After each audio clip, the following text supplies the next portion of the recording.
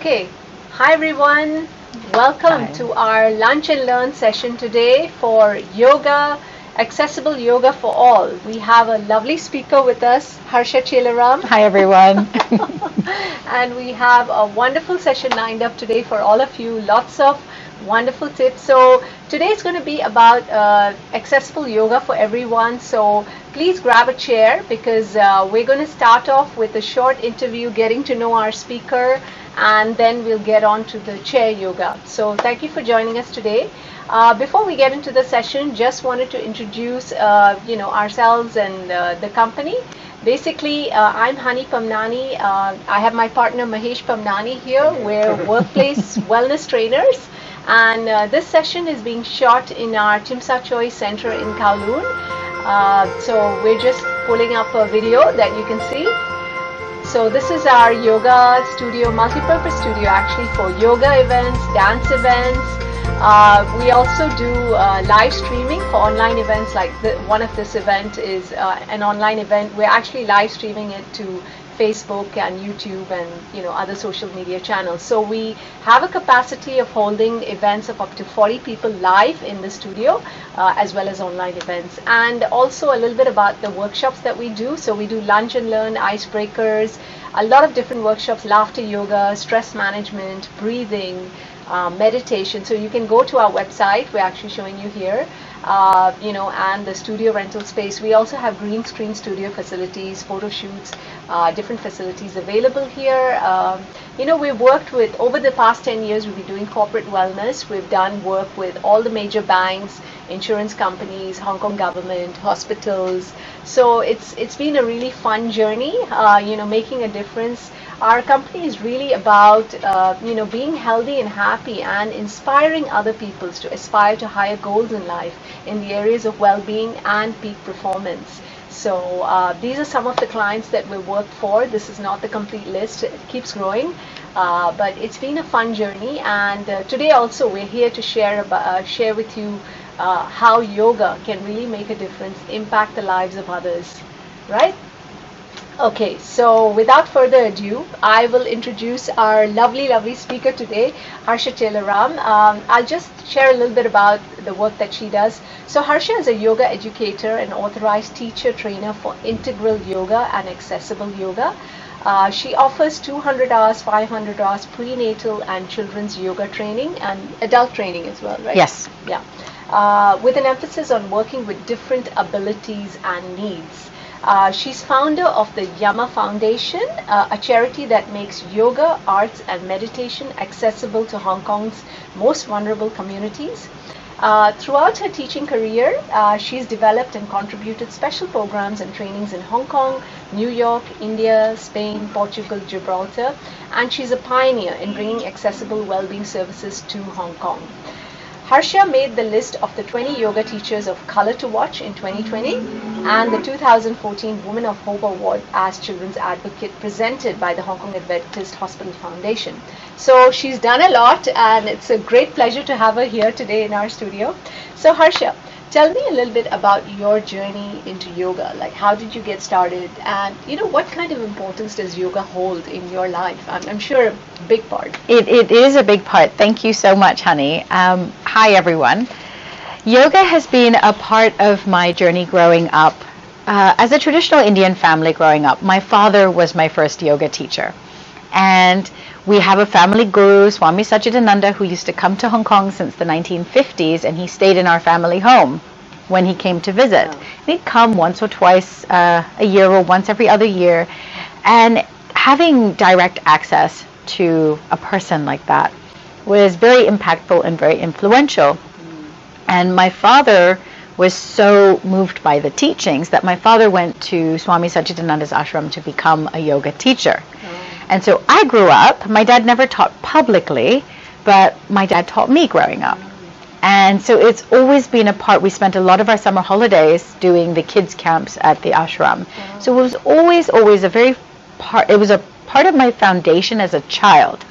But of course, you become a teenager, you go to university, you join the corporate world, and somehow a lot of that is forgotten. And then I had what I like to call a mid-20s crisis, and I came full circle back to yoga. And what I love about the teachings of yoga that I learned is that it's not just a physical practice, which is what everybody knows about yoga. It's what makes it so popular is the acrobatics of it. But that's just the tip of the iceberg. What is so deep is the non-physical practices. And this is what has touched my heart with the yoga lifestyle, the yoga philosophy, meditation, karma yoga, bhakti yoga, jnana yoga, all these other paths of yoga that actually go beyond the physical body. They transform you. Yeah. They read, and that's the transformative aspect of yoga, Right. without denying your physical body. But it teaches you to change the relationship you have with your physical body.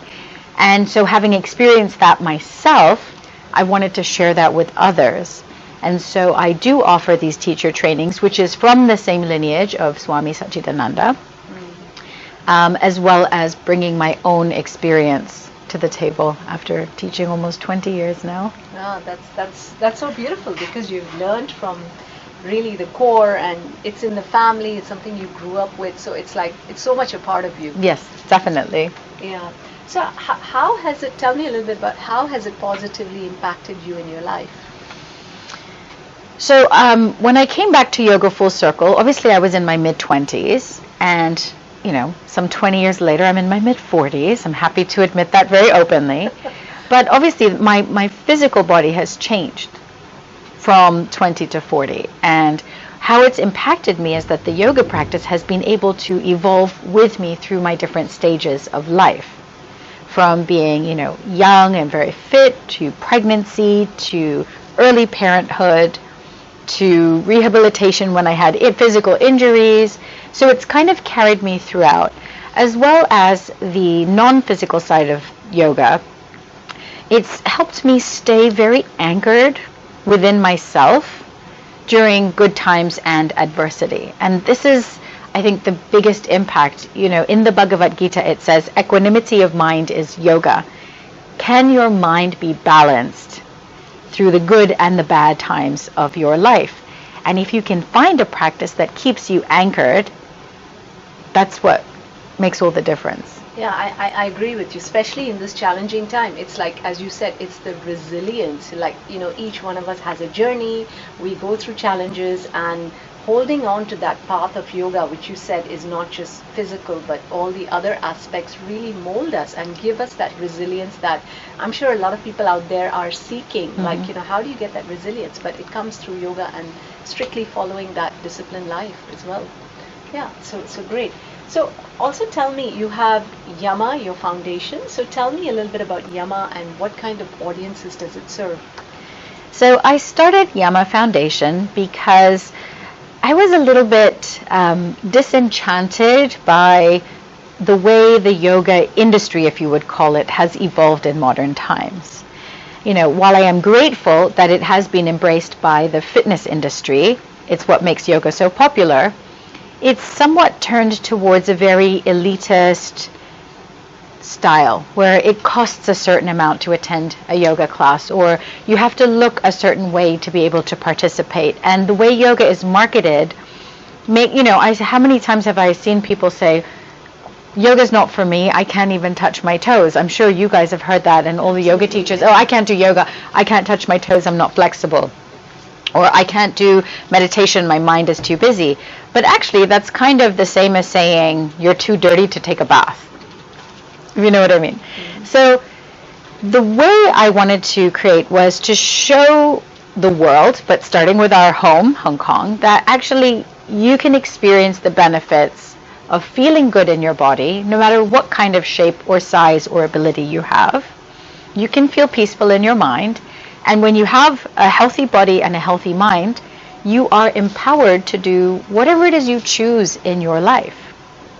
Absolutely. And this is what we wanted to show and bring it to communities that didn't, people in prisons and people suffering from poor mental health. So we covered these 5 areas, and sometimes there's crossover between these 5 areas because mental health is such a big component of it. But it's really about bringing together people who are pushed to the margins of our society and actually showing them that they belong and giving them practices like breathing, meditation, mindfulness, arts therapy, dance therapy, music, yoga, so that they do feel that they can come home to themselves and kind of reevaluate. I guess when you take a pause out of your life to check in with yourself, you get a real story of what your body and mind is trying to tell you. And that's what we want to do with Yama, is to empower people to look after themselves and others. Yep, and actually, if you look at we've actually opened the website, so you can see the Yama Foundation, the kind of work that they do. I mean, it's really a big, wider range of population that you covered. Really, prisons, different people who can't, there's a financial issue or there's a health issue and they can't move. So that's really very, very meaningful work that you're doing. So I request our viewers, please check out Yama Foundation and see how we can even, as a community, support them in the wonderful work that Hersha is doing. Also tell me, Hersha, what are some of the changes you have observed in your participants that have, taken your classes? Well, I think yoga has its own magic. Anybody who practices yoga on a regular basis, and not just the physical, but they incorporate some of the more internal practices, there is this transformative effect where you start to realize that your thoughts shape your world. And I've seen people become happier, not in a surface perspective, but more accepting of themselves. And I think once you can accept yourself as you are, your strengths and your vulnerabilities, you live a better quality of life. Yeah. And you can see that in some sort of inner fire or inner strength or self-confidence that people come forth with. And it's perspective. People have realizations and they gain a bigger picture perspective on their lives, where they realize that, oh, I am unique, I'm important, but I am not the only person on this planet. I think they start to think of themselves less, but they start to think healthier thoughts about themselves as well. That's, yeah, I think, one of the biggest impacts I've seen. I think it all starts with self-esteem and acceptance. Once there's that acceptance, yeah, it's possible to do anything and, take the necessary steps. Definitely. Yeah. Anything else you'd like to share in terms of changes? People are more peaceful. Yeah, you can talk about a little bit about the Hersha yoga thing, because the education aspect that you were talking about, I just want to feature that because it's important for people to understand. Right. So, thank you. So, Yama Foundation is a charity, but separately I run a school of yoga teacher training, Hersha Yoga. I'm Hersha, I do yoga. And the trainings are designed to fill this gap in the yoga world. Yes, you're learning about teaching asana, but how can you use that as a platform to take people on a journey inwards? And how can you also learn to teach it outside of a yoga studio setting, where it's not just about fitness and it's about bringing yoga into the community, yoga as a service, and being able to also make a living teaching yoga. Because, back in the day, yoga used to be taught for free out of temples and ashrams, and you would do a pay-as-you-wish. That's what we're trying to recreate with Yama, but with Hersha Yoga, there's a gap in what yoga teachers can offer. What I mean by that is a lot of yoga teachers come out of a 200-hour yoga teacher training and they have no idea about trauma sensitivity. If you have, for example, in the prisons, the majority of people there suffer from trauma. And there's certain things you cannot say in the way you cue your yoga.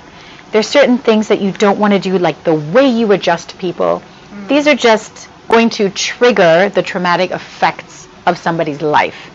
And so having that trauma awareness in your languaging, in your cueing, in the way you present yourself and conduct yourself makes a big difference, and there's a huge gap in that. Yeah. Right? It's also even in the way you dress. That makes a big impact on somebody. And also when you teach yoga, some people say, oh, well, here's the pose, and now everybody come into an advanced, the full expression of the pose, or an advanced version of the pose. And without realizing it, you think that there's a hierarchy, that if you can't do the advanced version of the pose, somehow you're less than. And that is not the case. That is absolutely, because what is a perfect pose? They say in the yoga philosophy, sthira sukham asanam. A pose is steady and comfortable. And if you are living in your body, your mind and body in the present moment, you're strengthening your body, you're stretching your body, that is the perfect pose. Who cares what it looks like? Yep, absolutely. Yeah, it has to be something that you're comfortable with, not painful, but just you feel that. Right, it's that in between. balance. It's a balance. Yeah, absolutely. No, I think these are very important areas. Generally, at least the perception in Hong Kong, most yoga teachers are like, yeah, advanced pose, next pose. Exactly. It borderlines on acrobatics, which is a beautiful art form of yoga, and I don't disrespect that, because that is one side of yoga that also requires a significant amount of mind-body control and discipline and training. But it's not the whole picture. That's all I'm saying. It's not the whole picture. And, 1 in 4 people genetically can contort their bodies. The rest of us, that's 75% of us, will never ever get our bodies into those positions. But it doesn't mean we don't have equal access and equal right to feeling good about ourselves. Yeah, absolutely. So yeah, if anyone's out there who's a yoga teacher, or you're exploring learning yoga and then making a difference in the community, taking it up as a career, but also being able to be sensitive to trauma and other areas that can make a huge difference, please check out Hersha Yoga. Definitely. And I'd also like to direct you to Accessible Yoga website. This is, I'm a trainer for this method. It's a wonderful series of trainings if you are a yoga teacher and you want to expand your horizons as to looking at what does it mean to teach different body shapes and sizes and abilities and trauma sensitivity. This is the website to check out. They have a lot of wonderful podcasts and blogs and conferences as well. Yeah, or even for anyone who's considering yoga as a personal development and you really want to take it further, you want to explore the different aspects of yoga, not just the physical yoga, please check out because there's so much to offer. Hersha has a wealth of experience in those areas, right? Yes. Great. Okay. Also, I believe you have a wonderful lineup of events in October, November that's coming up, right? Yeah. Accessible Wellbeing event. Would you like to share a little bit so about that? At the end of this month, on Saturday, October 31st, we are launching our Accessible Wellbeing Community Events series. Yeah.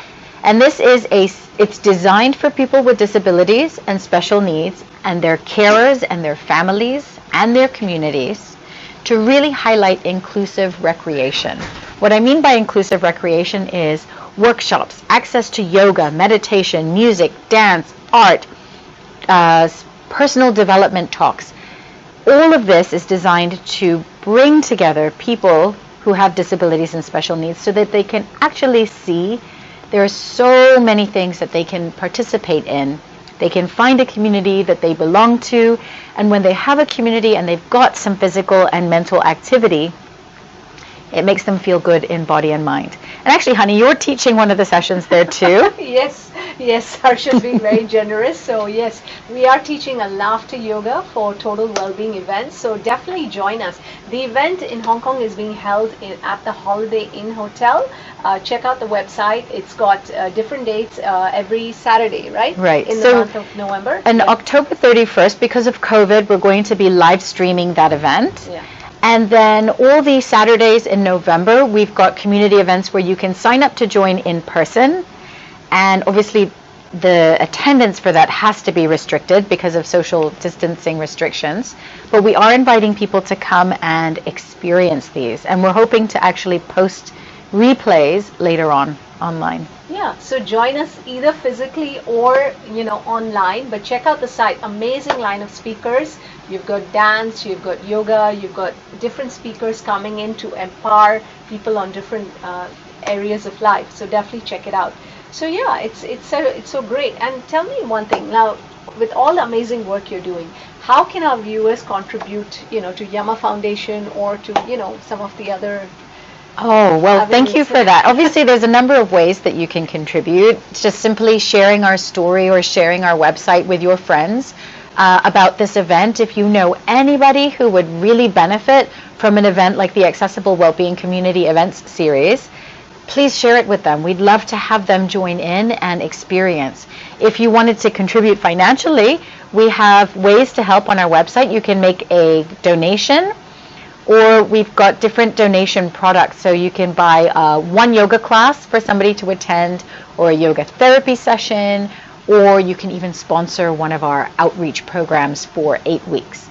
So it's up to you, however much or little you want to contribute. But if you do know anybody, whether it's a senior citizen, a person in a wheelchair, a mom who's got a child with special needs, please do share the event with them, because we want them to be able to feel that they have a place they can go to. Perfect. Really beautiful. Thank you. Okay, so let's go into the second part of the session. So now Hersha will be showing us yoga demonstration, chair yoga Yes. demonstration that anybody can do. So yeah, we can get started with that. Lovely. So Thank you so much. grab a chair, our viewers, and we'll be starting. All right. Yeah.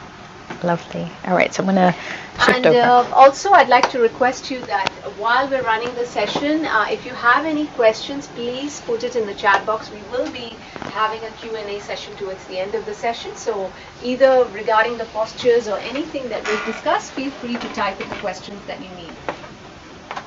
Lovely. Thank you. Amazing. So I think we're just going to switch cameras so everybody can see my body in full. Incredible. Lovely. Oh, great. All right, so we can do this. All right, so the first thing to know about chair yoga is chair safety. You do not, sometimes chairs tip, so it's important to know kind of how stable the chair is that you're on. Ideally, you don't want a chair that's on wheels. And if you have armrests, we'll just have to maneuver around those armrests. All right? If your feet are not touching the ground, you can always fold a towel or a blanket and place them under your feet. Please sit forward so you're not slouching or leaning back into the chair. And have the feet apart, sitting up nice and tall. We're going to start with a very gentle check-in with the body, the breath, and the mind. So if you're comfortable, please close the eyes, or if you're not comfortable, you can gaze softly towards the floor. And take a moment to scan your entire physical body, giving yourself permission to make an adjustment so that you sit more comfortably and at ease, tall, strong, yet relaxed. Next, check in with the breath and the breathing. Take a nice deep breath in and exhale long and slow. Breathing in again and exhale. Great job. And next, bring your awareness to your mind and observe if the mind has something nagging at it, or there's something in your brain that keeps rolling around over and over. Park it to one side and come home into your physical body. I'd like to start the class with one Om. You can join me or just listen.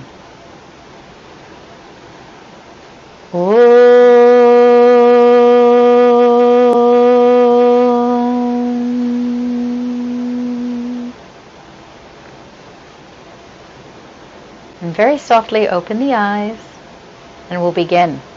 We'll start with some eye movement. So if you're wearing glasses, please remove them just for this point.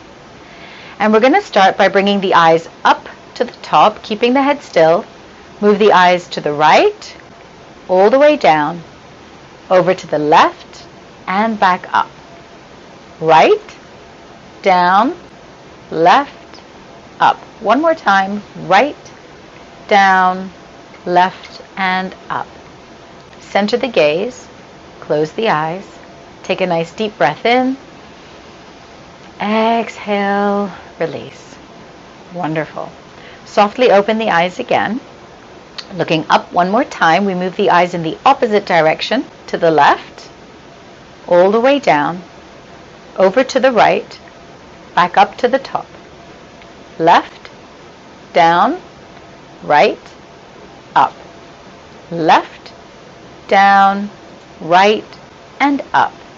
Center the eyes, close the eyes, take a nice deep breath in, and relax the eyes as you exhale. Wonderful. Please bring your palms together and rub them until you have some heat.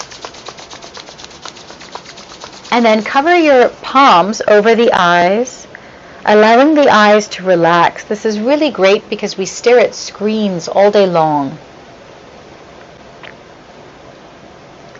And release the hands, and you have the option of massaging over the eyes and around the eyes.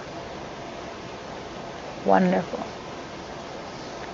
And relax the hands down, and you can return your glasses back on. Wonderful. Next, please bring your hands and bring the fingertips to the shoulders. We'll warm up the shoulders, bringing the elbows up, out, down, together. Up, out, down, together. Now, if this doesn't work for you, you can always extend the arms as well. Up, out, round, and together. So choose a variation that works with your body. Doing one more in this direction, and then we change direction. Bringing the shoulders back, up, together, and down. Again, making a few rounds at your own pace and coordinating your breathing. Breathing in as your elbows come up and breathing out as the elbows come down. Making one more and release the hands to the knees. Now take hold of your chair, either on the chair leg or the seat of the chair, and then bring your left arm up alongside the ear. Use your feet on the ground to stabilize the chair so you don't trip or tip, and then lean over to the right. And as you feel the left side of your body stretching, take some deep breaths. Breathing in and out. In and out.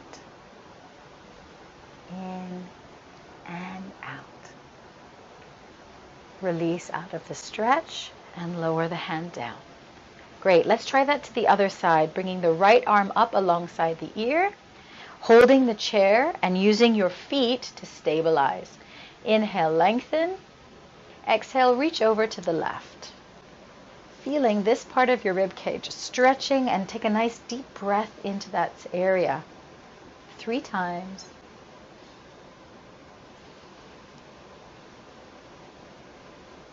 And release and relax. Great. Next, we're going to do a series. We're going to warm up the hips. So if you have use of your legs, you're going to hold onto the front of the knee and make a circle with your knee.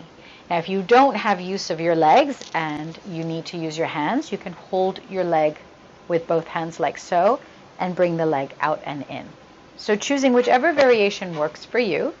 Bring the right knee up, going around, down, and in.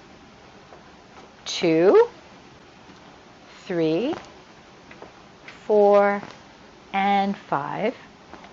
And then the opposite direction. 1, 2, 3, 4, and 5. You'll feel the muscles of your legs and your hip flexors working. Let's do the other side.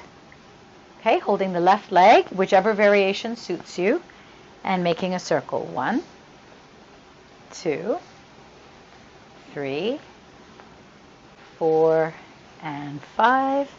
Changing direction.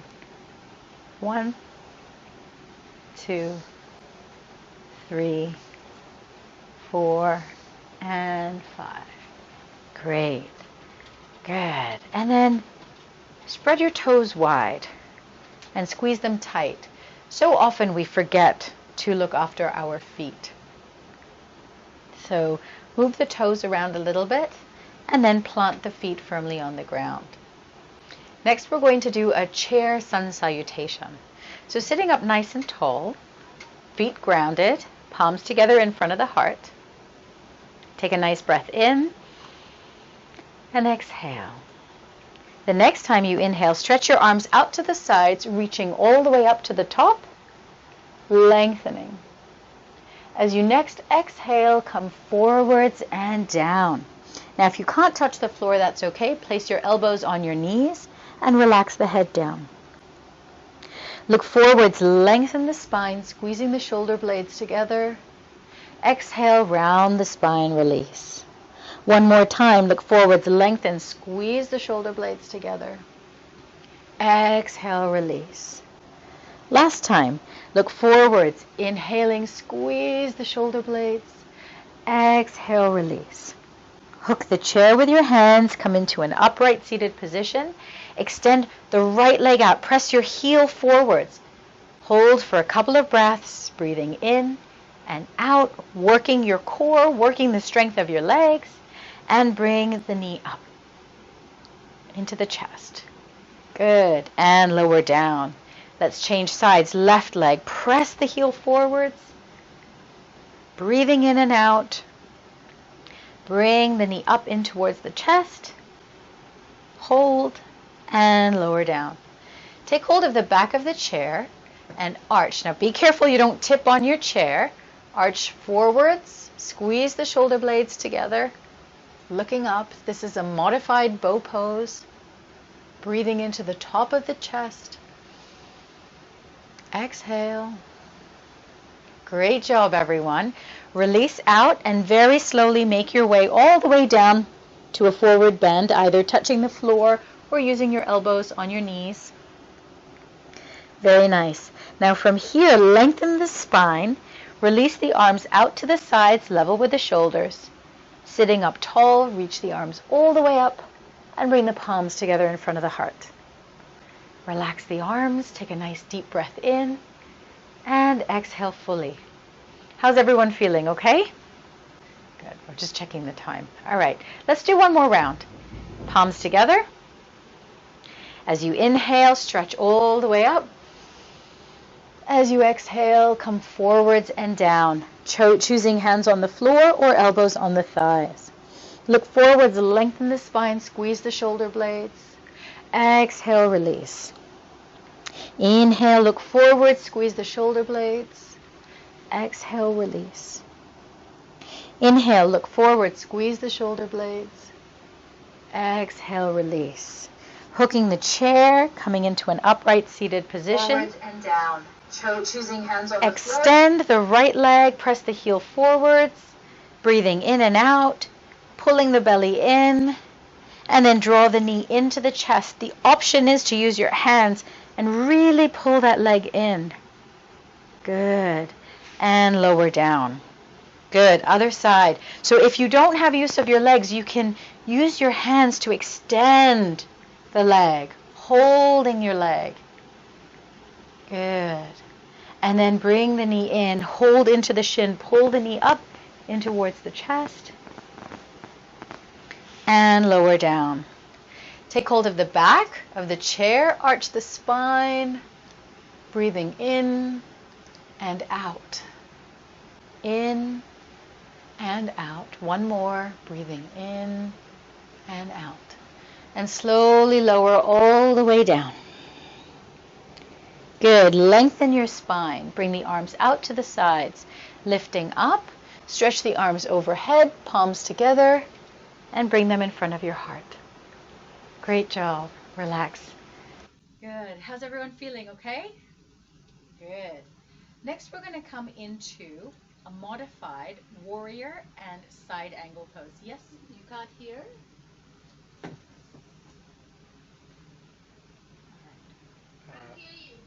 Can you hear me now? Still very soft. Okay, 1 second. Okay. Should I hold the mic? The sound is, yeah, there is this. I'll hold the mic. All right, how's this? Is this better? I can speak louder. Is that better? Okay. I think I accidentally switched it off. Oh, okay. Okay. So now we're going to come into a modified standing pose. So bring the feet and legs apart, like so. And I'd like you to stretch your left leg as far as it'll go and have your foot flat on the floor in whatever position feels comfortable.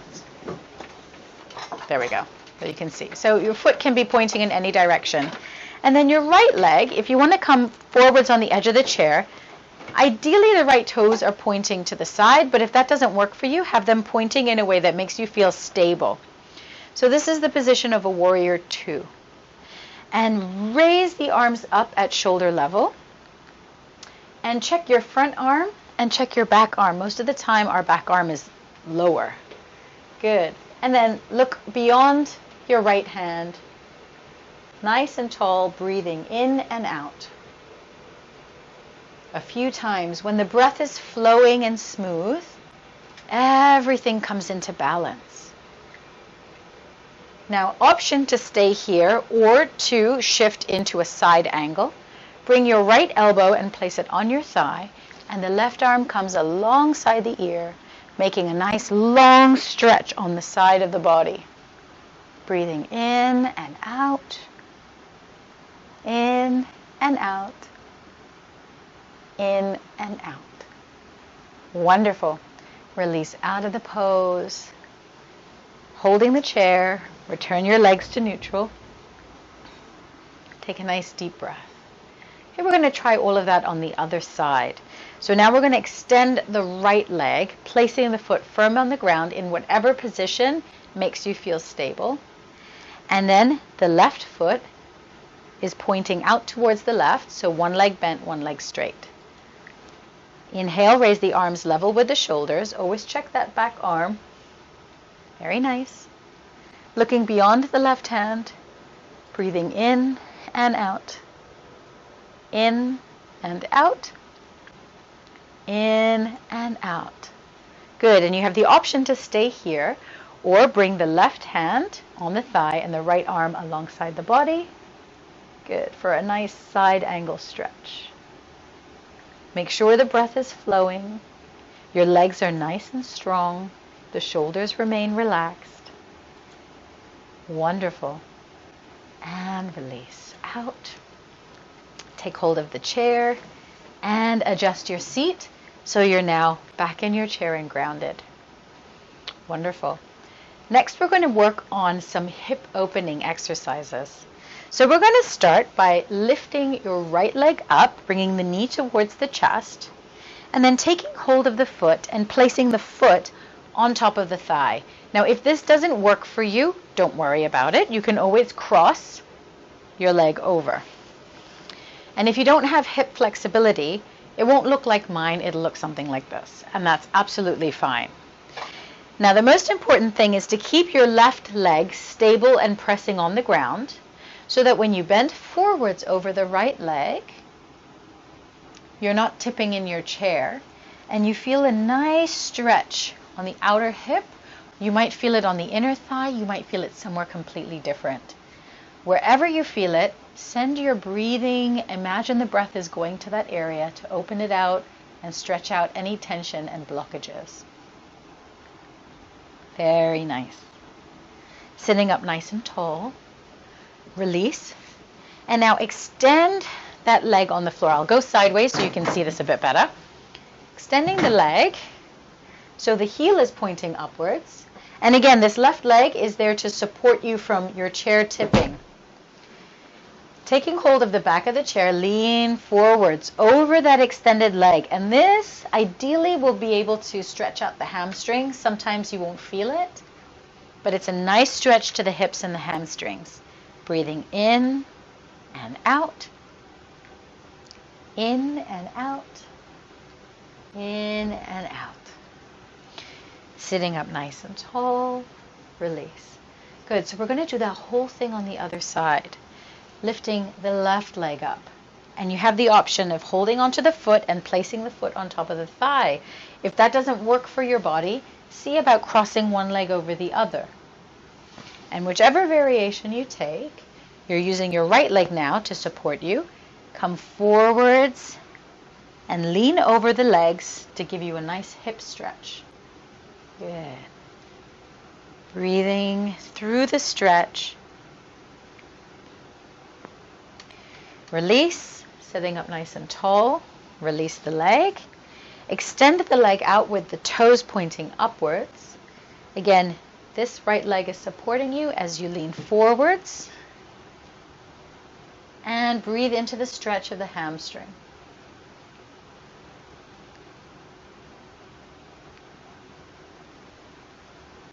Good. Gently release. Come back to the center of your chair, sitting nice and tall. Good. We've got just one more stretch for our physical bodies, and then we'll go into a relaxation, breathing, and meditation. So the final one is a spinal twist. So turn your whole body to the side of the chair, and then take hold of the back of the chair.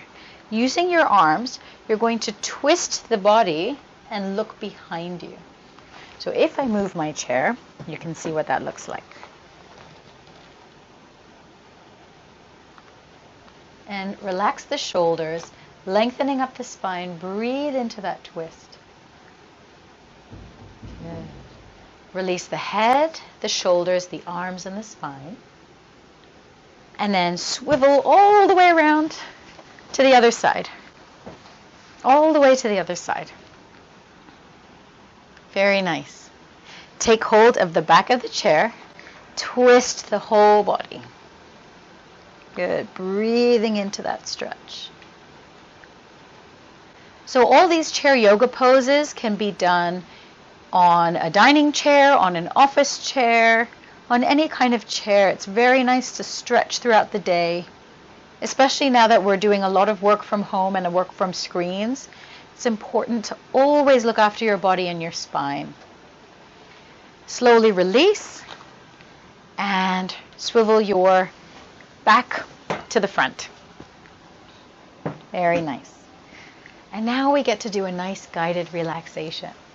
So get really comfy on your chair. Now's the time to actually lean back on your chair. You can relax like this. You can relax. If you have a wall behind you, you can actually slide your chair behind the wall so your head can rest against the wall. And if you're comfortable, gently close the eyes. I'll take you through a nice, brief, guided relaxation. Now it's nice to take time in a Shavasana. This is a modified Shavasana relaxation pose. It's important to do this after a yoga class. Why? Because when the body's parasympathetic nervous system, that relaxation part of our nervous system comes into effect, it's where healing begins. We're able to shut down the use of all our energy for other things, and that energy can be used to heal the body. So scan the feet and the legs, and take a couple of deep breaths, and every time you exhale, imagine that the legs are relaxing, and the circulation is flowing, and they're feeling at ease. Next, bring your awareness to the hips, the buttocks, and the entire pelvic region. And as you breathe in and out, relax any areas that you're clenching. Release any tightness, any tension. Shift the awareness upwards to the abdominal area and the lower back, relaxing the muscles, relaxing the digestive organs, feeling circulation and freedom and release of any tension or stress.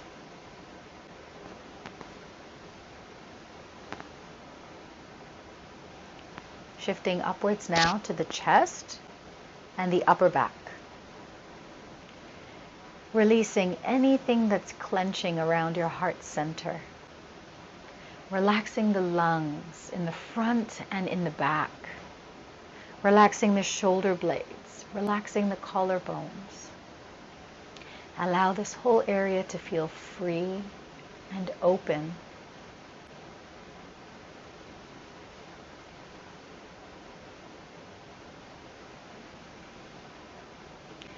Next, bring the awareness to your hands and arms. Allow them to relax. Again, as you breathe in and out for a couple of times, allow the muscles to release, feeling the improvement of circulation in the arms.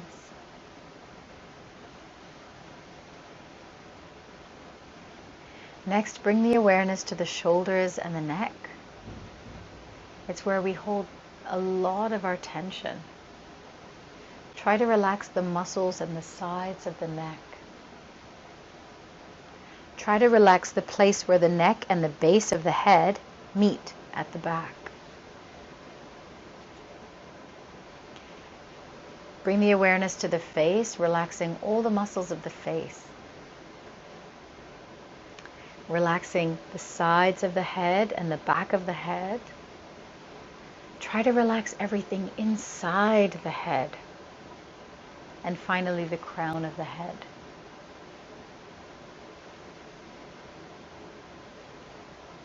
When the whole body is relaxed, the breath shifts. Take a nice breath in to reset. And exhale fully. Relaxing the rhythm of the breath and observing it without trying to change it.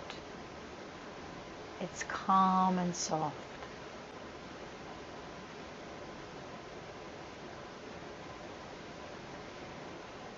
And take a moment to glimpse at your thoughts and let them come and go like passing images, observing them without getting involved.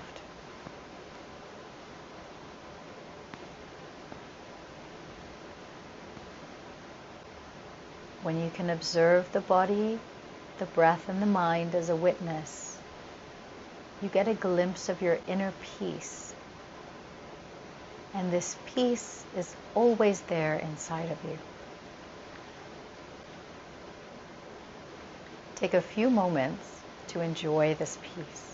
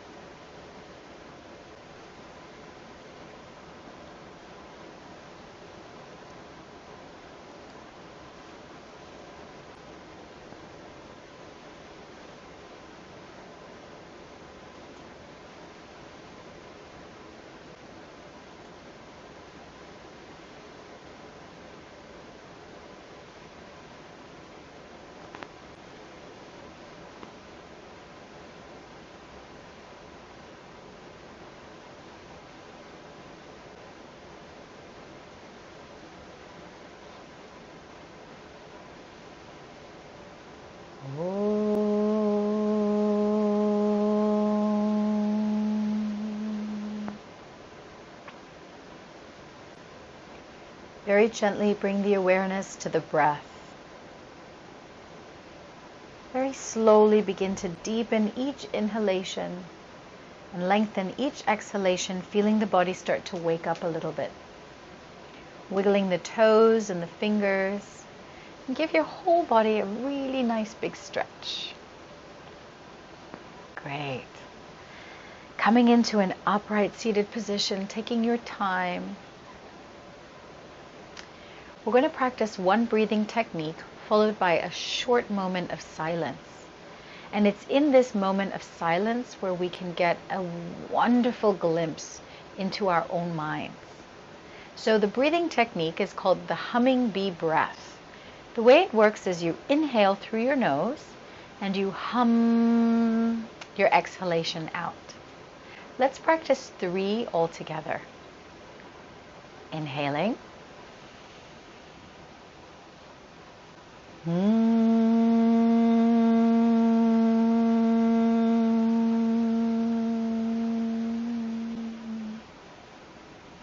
Inhale through the nose. Hum your exhale.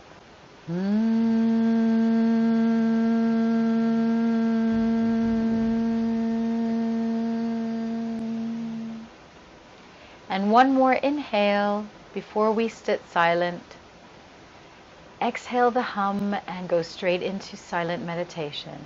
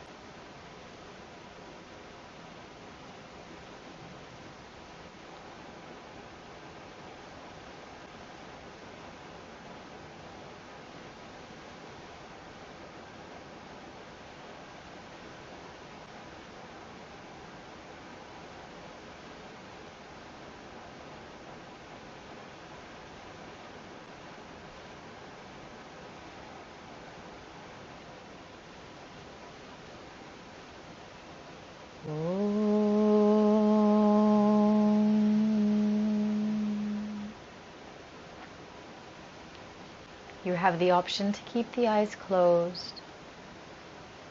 I'd like to offer a mantra for peace and health to the whole world to close our session.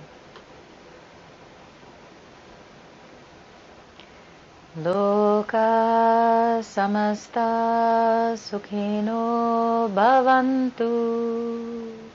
Loka samasta sukhino bhavantu. Loka samasta sukhino bhavantu. May the whole world be filled with peace and joy, love and light. May our families, friends and loved ones be filled with peace and joy, love and light. May all those who have hurt us and all those that are suffering be filled with peace and joy, love and light. Om Shanti, Shanti, Shanti. Thank you so much. Very slowly bring your awareness back. And if you have any questions, please feel free to type it in on the chat. But I encourage you to sit with this feeling of coming home to yourself and holding on to it for the rest of your day. Thank you. That was amazing. That was really beautiful. Let's get back to chairs.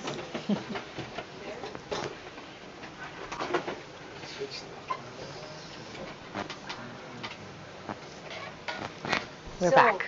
how is everybody? I felt super relaxed. You know, it was just amazing. So, yeah. Anybody wants to share anything? Vasu, you want to share anything? Yeah, I feel relaxed and well, it's nice. Thank you. Vasu's all the way from Muscat Oh, joining us. wow. He's an Also, amazing. Sultana is there. She's from Dubai. Oh, okay, Sultana. Hi, Sultana. We can't Hello. see you, but we welcome you. Hello, hello. Thank you so much. The session was really amazing because I do yoga and really nice. It was really nice on the chair. Thank you so much. Oh, great. I'm glad you enjoyed it. Okay, Yeah, thank you. so it's nice that we have an international audience joining us. Great. Thank you. Thank you very much. So, Geeta, anything you want to share? I must say that this was a lot more relaxing than the chair exercise that I'm used to. So there are a lot. Normally, I feel quite a bit of pain and all sorts of precautions, you know. So this was much more. That was nice. Very nice. Thank you. Thank you for the lovely feedback. Yeah, and for the viewers joining us on Facebook Live, YouTube, feel free to add in, something to the chat box if you want to. The YouTube one didn't work. There's some change in the algorithm that they've done. But Facebook Live is there on your page, on my page, and on Inspire to Aspire Consulting page. I'm going to share it on your page. And Oh, you just lovely. add it. Okay, All right. so Well, if you have any questions, you can always reach out on any of the websites or any of our pages on Facebook, and we will get an answer to you as soon as we can. Your contacts are there on your Yes, everything is on both websites. both websites. Yeah. So, Yeah. I just, okay, I have a question here. Any difference in or tips for those practicing yoga, whether, especially abled or, normal people? Is there anything they need to be aware of? Yes. So whether you are teaching somebody with a disability or you're a student and you have a disability, I think the most important thing is the relationship you have with your teacher. As teachers, people are people are people. Just because somebody has a disability, it doesn't mean that they are unable to understand you or comprehend you, even if they don't have the words and their disability prevents them from speaking actual words. There is always a way to communicate and collaborate. And I think it's a team effort. It's not that the teacher is there to fix the student, and it's not for the student to expect the teacher to fix them. It's two people coming together to explore how we can use the movement and the mindfulness, adapt it, adjust it, and accommodate it to suit whatever body is that you have or the body that you're teaching in front of you. When you look at it from that perspective, and it's not one of the teacher is important, because the teacher is not. The teacher is there to serve the student, and the student is there to inform and educate the teacher. When that relationship and that collaboration happens, then you can find the right movement, the right breath, and the right techniques to bring you towards that state of relaxation and peace. Yeah, I actually recall on your website you have a student that has the cerebral palsy condition, right? And you want to share a little bit about your experience. So I believe she's tuning in today to join the chair practice. So hi, if you're there. Well, what's her name? Kat. Kat, okay. Hi, And Kat. she is also an accessible yoga ambassador, and she does a lot of public speaking on behalf. We go out together to talk about disability and well-being together. Wow. And it's wonderful, because as long as you have that, again, that communication, and even though Katrin doesn't use words as we would understand it, she uses her eyes to communicate. And so when I know what she wants, I can ask the questions. She can make choices. She is empowered to let the yoga practice go how she wants to go. We have a template that we follow. We have a set list of poses, breathing, meditation techniques. But some days she will choose what she wants. Or some days it's not a physical practice at all. It's more of an internal practice. And that's just like everyone. I mean, it's not just Katrin, it's every student. Whether you're in a wheelchair, you're not in a wheelchair. Some days you have the energy to do maybe a lot of chaturangas, or you want to strengthen your body. And then there's some days where you just want to lie down in your bed, and there's still yoga that you can do in your bed. When you have the flu, or when you're not feeling so great, or when you have a day where you're so much anxiety you can't even get out of bed, there's still so much you can do. Yeah. There's still so much you can do. And I have a question. sure. Okay, Yes. Sorry, can you speak louder, please? I can hear you. Okay. Yeah. If I'm doing a pranayama practice as well, together with the yoga practice, right? Should it be done more after or before? Because I generally meditate first thing in the morning before I exercise. Right.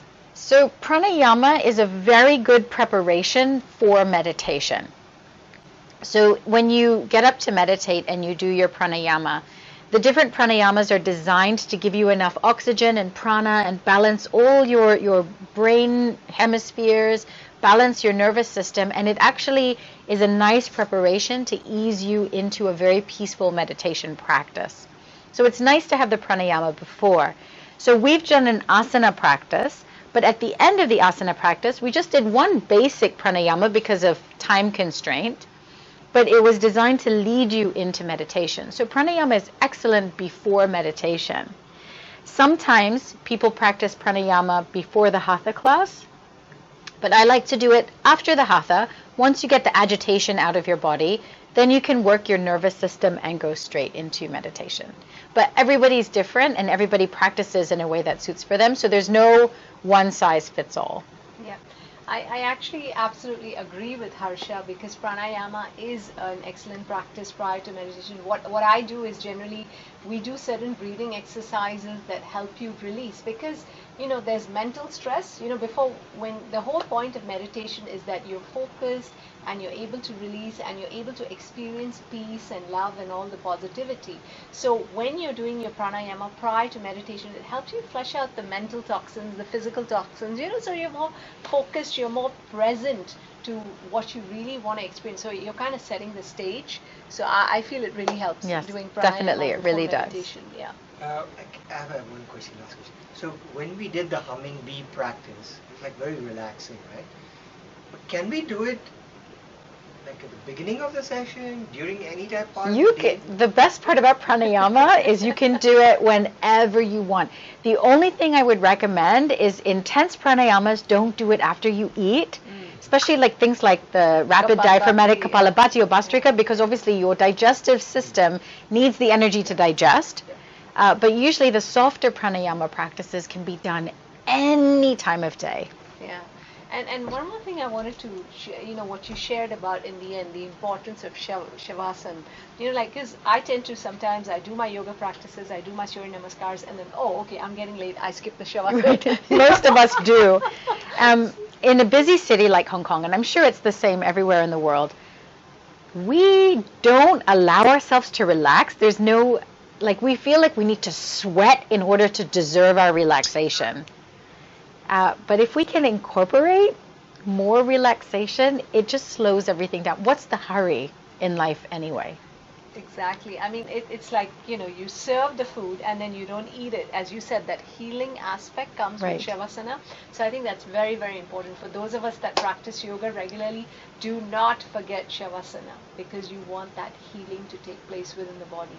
So yeah, so it's been wonderful. Actually, we had a guest just join in right now. Do you know her? Gianna. Well, we welcome you, Gianna. We may have met you before.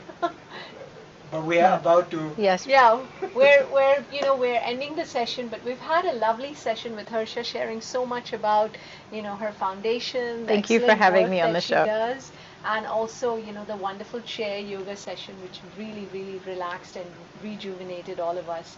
So we look forward to hearing more from our future speakers, and also do check out Harsha's accessible well-being event happening in November, and we'll put the links here, and Hersha Foundation, Hersha Yoga, Yama Foundation, and accessible well-being events. So thank you for joining in today. We Thank look you. forward to seeing you again soon on any of our future events. Please like, subscribe our channel, Inspire to Aspire Consulting, and also Hersha's channels, so that you can keep getting future updates about all our events. Thank you so much for joining us, and see you next time. Bye. Thank you. And leave us some comments.